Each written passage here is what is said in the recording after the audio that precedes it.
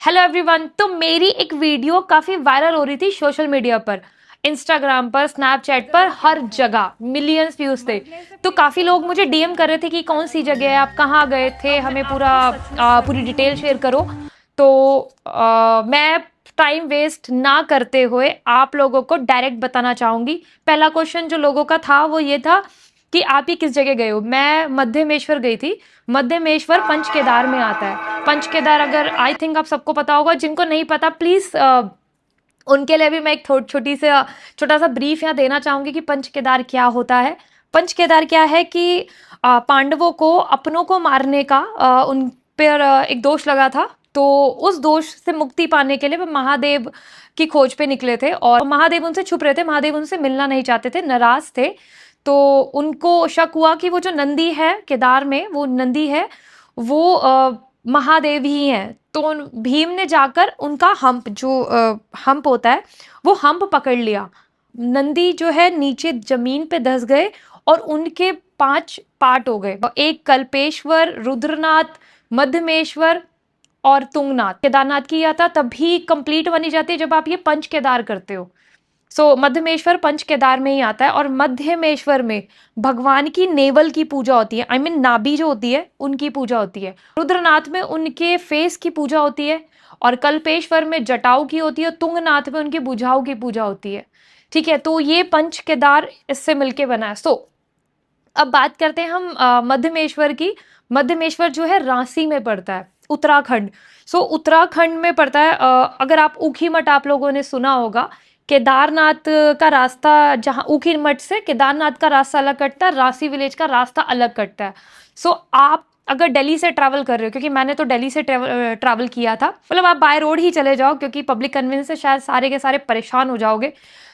आप डायरेक्ट जाओ रांसी विलेज।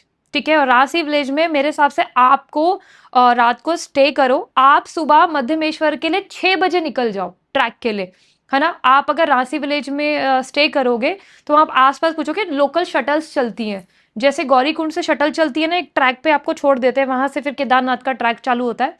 तो ऐसी रांसी से 30-30 रुपए में शटल चलती है। वो 10 लोग होते हैं उसमें, वो आपको एक ट्रैक पे छोड़ देंगे, वहां से आप ट्रैक चालू कर दोगे। और मध्यमेश्वर का ट्रैक थोड़ा सा टफ है क्योंकि रास्ते अभी वहां के बने नहीं है, थोड़े से लैंडस्लाइड की वजह से टूट चुके हैं। आप ऊपर जाओगे, आपको देखो 9 से 10 घंटे आपको लगेगा ही लगेगा। बट मध्यमेश्वर जब आप पहुंच जाते हो तो वहां पे आपको 800, मतलब आई मीन 500 से आपको 800, 1200, 1500 में आपको विद फूड आपको स्टे इजीली मिल जाएगा। वहां पे टेंट भी होते हैं, काफी सारी चीजें होती हैं। आप वहां पे स्टे करो। 6 बजे तक मंदिर खुलता है, बट अगर काफी लोग होते हैं तो पुजारी जो होते हैं वहां के, वो मंदिर खोल देते हैं, क्योंकि काफी लोग क्या करते हैं, वहां पे पहुंचने के बाद उसी दिन वापस भी जाते हैं। मेरा मानना तो यह है कि आपको ऊपर स्टे करना चाहिए, आप वहां पे स्टे करो रात भर, फिर आप सुबह 6 बजे निकल जाओ। क्योंकि अगर आप और लेट करोगे, पहाड़ों की धूप बहुत स्ट्रांग होती है गाइज, मेरे हाथ पूरे जल गए थे। फुल स्लीव्स ही पहन के जाना। धूप बहुत तेज होती है, बारिश का भी पता नहीं रहता, मौसम का कुछ वो नहीं होता। अगर मैं आपको एक ट्रिक बताऊं कि यात्रा आपको कैसे करनी है, तो मेरे हिसाब से आपको कंसिस्टेंसी नहीं छोड़नी है। आप बस चलते रहना, बीच में मैगी वैगी के पॉइंट बहुत आएंगे, बट प्लीज आप वो मैगी मत खाना। आपको रेस्ट करना है तो आप बैठ कर रेस्ट मत करना, आप खड़े खड़े रेस्ट करना। ऐसा ही मैंने किया, तो मैं मात्र 6 घंटे में ऊपर पहुंच चुकी थी।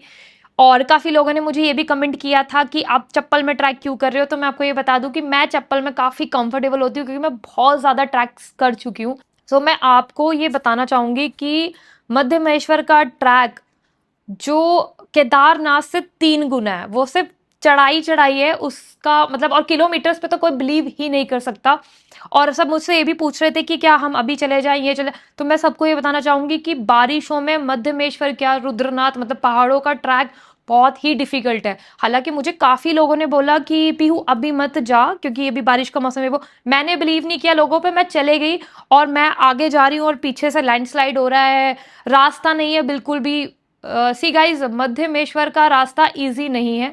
केदारनाथ पे अगर आप जा चुके हो तो ये मत सोचना कि आप मध्यमेश्वर भी चले जाओगे। मध्यमेश्वर आप ये सोच के जरूर जाना कि अगर आपने केदारनाथ किया है तो दुगना तिगना मतलब उसका रास्ता बहुत ज़्यादा टफ है, ठीक है। और मध्यमेश्वर से भी रास्ता ज़्यादा टफ है रुद्रनाथ का। सो मैं जब जब अब जाया करूँगी तो मैं आपको आपके साथ सारी आइटिनरी सारी चीज़ें मैं शेयर कर दूँगी। और अगर आप चाहते हो जाना तो मेरे हिसाब से आपको सितंबर में जाना चाहिए। और जगह मैं आपको जगह के बारे में बता दूं कि मध्यमेश्वर का ट्रैक, मध्यमेश्वर का रास्ता इतना प्यारा है गाइस। जो वीडियो आप लोगों ने देखी है ना वो सिर्फ 10% थी।